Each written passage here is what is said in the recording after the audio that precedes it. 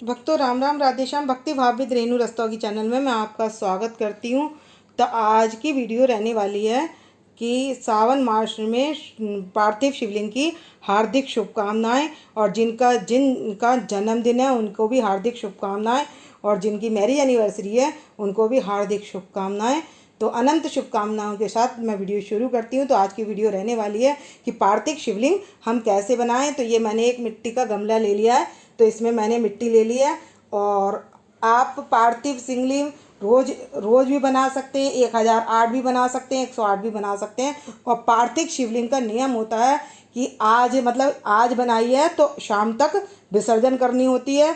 तो मैं इसको बना रही हूँ और आपको पार्थिव शिवलिंग के दर्शन कराने वाली हूँ। तो आप स्टार्ट करते हैं पार्थिव शिवलिंग बनाना। तो भक्तों सबसे पहले क्या करना है, हमने ले ली बेलपत्री, और बेलपत्री के ऊपर लिख लेना राम नाम, क्योंकि हमारे भोले बाबा राम जी की समाधि में लीन रहते हैं। तो इसलिए हम राम राम लिखकर चढ़ाते हैं भोले बाबा पर, तो बहुत जल्दी प्रसन्न होते हैं। तो इसलिए हम भोले बाबा पर राम राम लिखकर, और जिस साइड हम ये राम राम लिख रहे हैं उसी साइड से हमें बेलपत्री चढ़ानी है। तो मैंने 2 डंडियों पर पहले लिख लिया था, और तीसरी पे तो ये वाला भाग जो है ये ब्रह्मा विष्णु महेश तीनों का 3 की पत्री होती है ये। तो इस पर राम नाम लिखने से भोले बाबा बहुत प्रसन्न होते हैं। और एक नाम होता बम बोले बम, तो बम बम बोलने से भी, क्योंकि ये स्तुति किसने की थी, ये की थी पार्वती के पिता यानी कि दक्ष जी ने। तो उन्होंने इनकी स्तुति बम बम, जब भगवान शंकर ने उनका गला लगाया था बकरे का, तब उन्होंने स्तुति की थी बम बम बम करके। तो भगवान शंकर बहुत प्रसन्न हुए थे। तो इसलिए 2 नामों से बहुत प्रसन्न होते हैं भोले बाबा, बम बम से और राम राम से। तो हम राम राम लिखकर ये बेलपत्री चढ़ाएंगे उनके ऊपर। तो भक्तों मैंने ये प्लेट ले ली है, प्लेट में हम बना लेंगे ये, इसमें से हम बनाएंगे।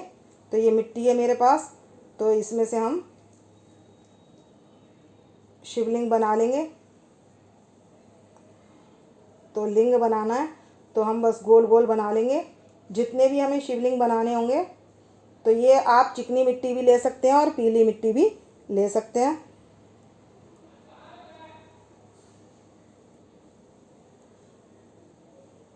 तो सिर्फ हमें लिंग के आकार का बनाना है।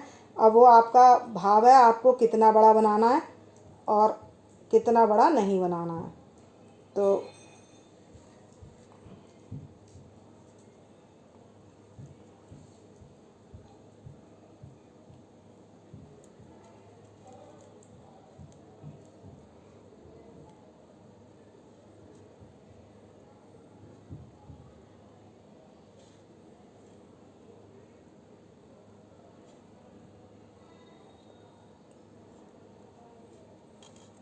देख सकते हैं भक्तों, ये मैंने बना लिया है। और इसको कर लूँगी मैं एक सार, क्योंकि बारिश की वजह से मिट्टी थोड़ा पतली हो गई है मेरी। तो मैं इस पर सूखी मिट्टी लगा दूँगी अब। तो ये गीली मिट्टी थी, तो मैंने इसको सूखी मिट्टी लगाकर और इस तरीके से मैंने ये शिवलिंग के आकार का ये मैंने बना लिया है। और नीचे बना रही हूँ मैं ये जलेरी। तो मैं इसे जलेरी को, ये नोक वाला हिस्सा इस तरीके से बना देंगे। तो देख सकते हैं ये काफ़ी सुंदर शिवलिंग बन जाएगा। तो मैं यहाँ पर अभी ये हिस्सा, ये तो शिव और पार्वती एक ही साथ विराजते हैं इस रूप में। तो हम उनकी इस तरीके से कर सकते हैं।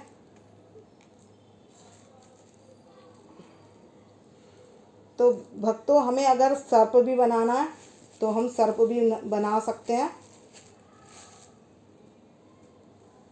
तो ये देख सकते हैं इसमें जलेरी ये बन गई है, ये जलेरी आ गई है ये हिस्सा। और मैं इसको अब चौड़ा करने वाली हूँ। इस हिस्से को फैला देंगे तो ये चौड़ा हो जाएगा।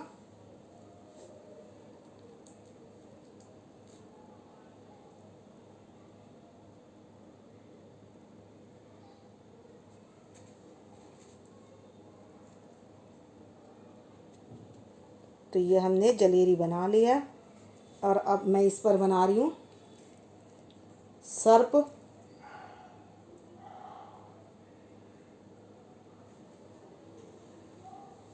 तो पहले भक्तों इस तरीके से मैं इसको कर लूँगी, पतला बना लूँगी, जैसे बहुत पतला सा, जो राउंड लेके आ सके।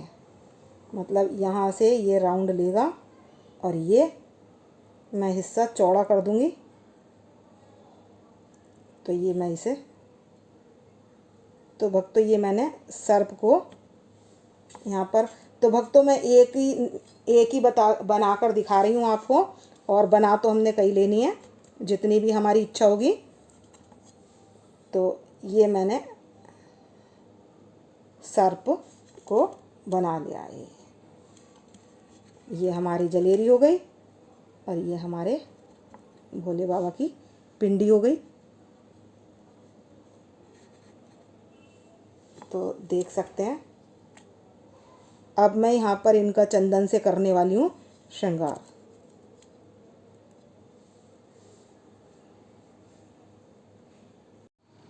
तो भक्तों अब हम कर लेंगे श्रृंगार चंदन से। तो यहाँ पर हम लगा देंगे तिलक।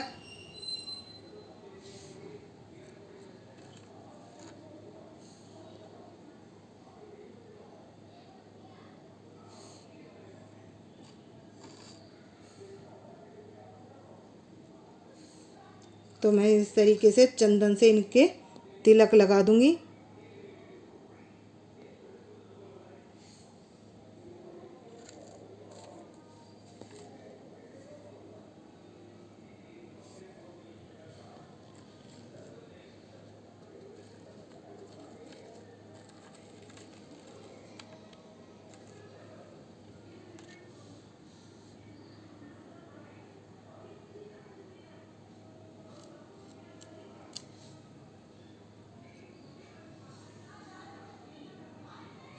और अब इस पर लगा देंगे हम भस्मी भी लगा देंगे।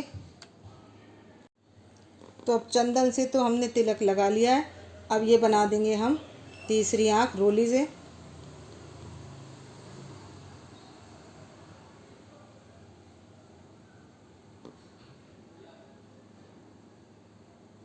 तो अब ये श्रृंगार हो चुका है हमारे भोले बाबा का।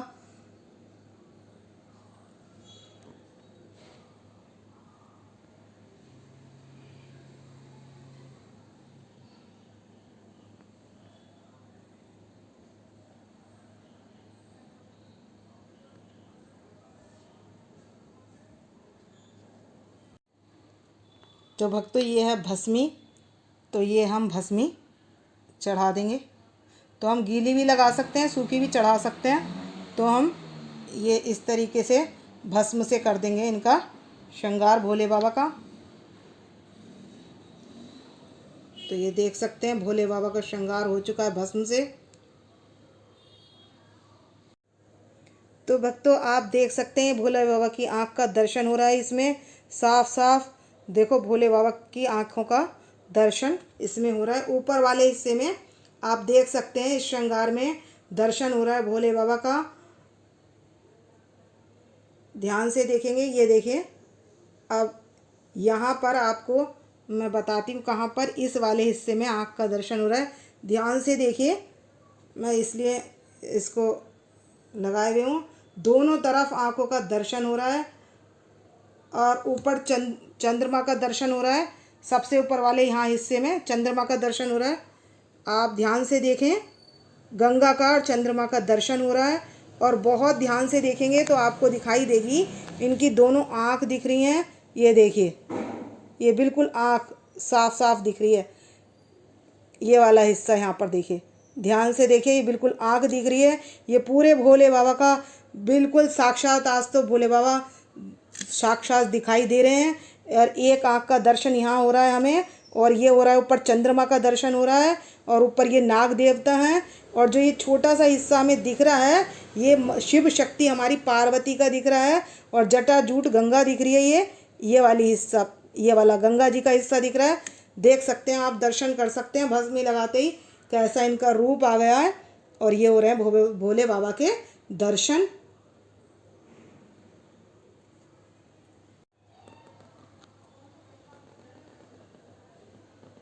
देखिए कितने साफ दर्शन हो रहे हैं हमारे भोले बाबा के। तो अब हम भोले बाबा को पहना देंगे। ये रुद्राक्ष की माला है, तो मैं ये माला पहना दूंगी इनको। ये मैंने माला पहना दी है इनको, और इनका कराया आज मैंने भस्मी से श्रृंगार।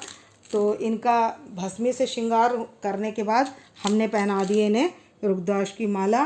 और अब हम चढ़ाएंगे इन पर जो हमने बेलपत्री पर लिख कर रखा था राम नाम। तो अब क्या करना है हमने, ओम नमः शिवाय बेलपत्रम समर्पयामि। तो ये जो जलेरी का हिस्सा है, तो मैं यहाँ पर होता है गणेश जी का और स्थान, और होता है कार्तिकेय जी का और माता पार्वती का। तो मैंने ये यहाँ पर चढ़ा दी है।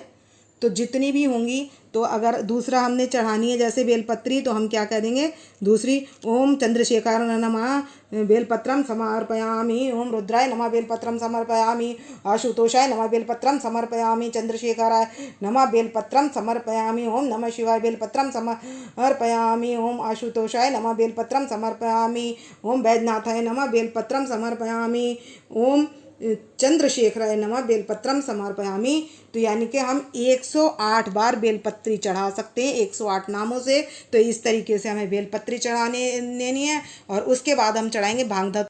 तो आज भस्मी से श्रृंगार किया है हमने, और ये है भांग। तो हमने यहाँ पर भांग भी लगा, ओम नमः शिवाय भांग समर्पयामि। और इस तरीके से हम इनके पर पुष्प चढ़ा देंगे। आपके पास कनेर का पुष्प हो तो आप कनेर का पुष्प भी चढ़ा सकते हैं, और इनको माला भी चढ़ा सकते हैं। मैं फूल की माला लाई हूँ। ओम नमः शिवाय पुष्प माला समर्पयामि। तो ये मैं इनको एक सेकंड आराम से इनको माला पहना देती हूँ। तो ये मैंने इनको माला पहना दी है।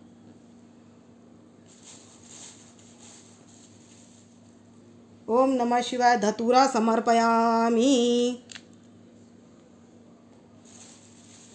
ओम नमः शिवाय पुष्पम समर्पयामि।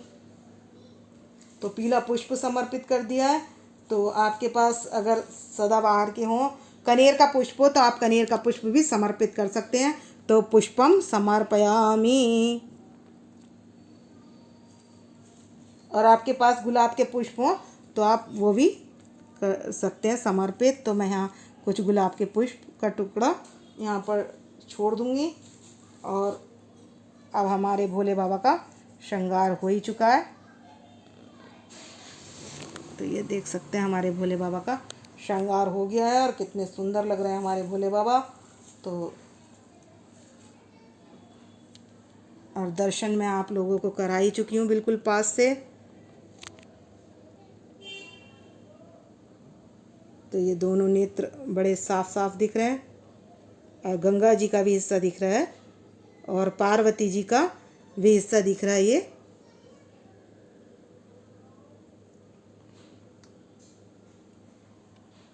अब इनके पास हम भोग ले आएंगे। तो भक्तों ये मैं खीर का प्रसाद ले आई हूँ, और इनका पहले आरती करेंगे। भोग लाकर आरती करूँगी मैं पहले। और ये जो रुद्राक्ष है, तो ये रुद्राक्ष ओम नमः शिवाय रुद्राक्ष समर्पयामि। जो भी चीज़ है, अब ये चावल की खीर है, अक्षत समर्पयामि। जो भी चीज़ें हम करनी है तो उसका नाम लेते जाएंगे और समर्पयामि करते जाएंगे। अब इसके बाद सबसे पहले कर लेंगे हम आरती। तो मैं भोग प्रसाद ले आई हूँ, और अब घंटी बजाकर कर लेंगे हम भोले बाबा की आरती। तो अब आरती कर लेंगे। ओम जय शिव ओमकारा, ओले हरे शिव ओमकारा, ब्रह्मा विष्णु सदा शिव, बोले भोलेनाथ महाशिव अर्धंगी धारा। ओम जय शिव ओमकारा, एकानन चतुरानन पंचानन राजे हंसासन गरुड़ासन हंसासन गरुड़ासन वृषवाहन साजे। ओम जय शिव ओमकारा भोले पीते भंग प्याला जटा में गंग विराजे रहते मतवाला। तो हमने आरती कर ली है। तो सुबह के ये दर्शन थे, तो मैं 3 टाइम के आपको दर्शन करा दूंगी। ये सुबह के दर्शन थे। तो इनको मैंने क्या करना है, सुबह अब आरती करने के बाद इनको पूरे दिन रखना है और शाम को विसर्जन करना है। तो शाम को विसर्जन क्या करना है तो वो भी मैं इसके बाद बता दूंगी। तो अब हम ये जोत ठंडी कर लेते हैं।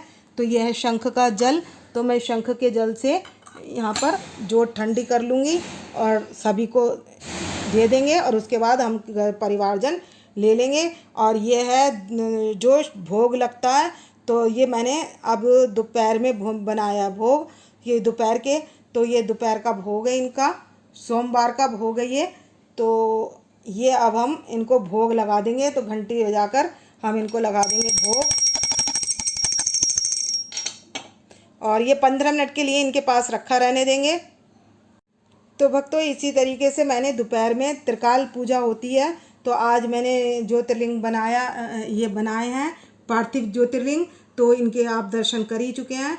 तो अब इसके ये दोपहर के दर्शन हैं इनके, आप देख सकते हैं बिल्कुल कितने सुंदर दर्शन हो रहे हैं। और ये नीचे वाला हिस्सा जो है ये पार्वती जी का है, ऊपर जो है ये हमारे वो है शंकर जी के ऊपर है नाग। तो ये आप इनके दोपहर के दर्शन कर लीजिए।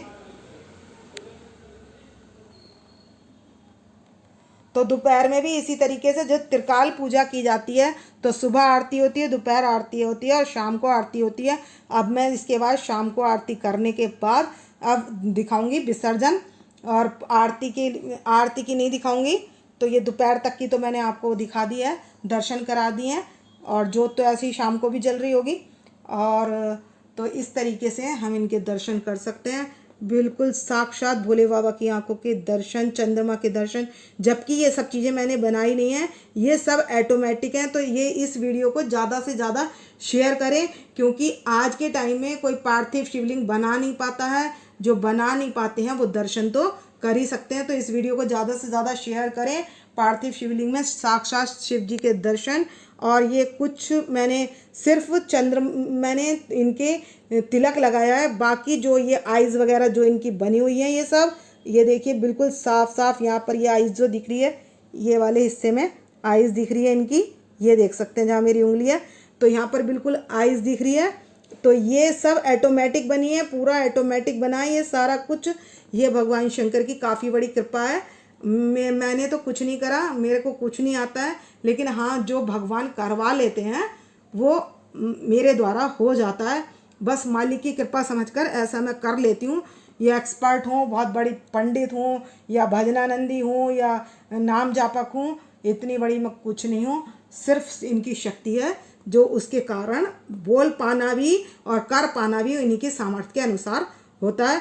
तो अब इनको मैं विसर्जन शाम की दिखाऊंगी कि इनको हमने शाम को किस तरीके से किया है। भक्तों, अब बज रहे हैं शाम के 6 और मैंने आरती पूजा कर ली है। अब हमने करना है विसर्जन। तो विसर्जन करने से पहले हम क्या करेंगे, ये बेलपत्री वगैरह हटा देंगे, और बेलपत्री हटाकर गंगा जल से करना विसर्जन। तो मैं ये सब चीज़ें हटा दूंगी। और ये है रुद्राक्ष की माला, तो ये भी हटा देंगे हम।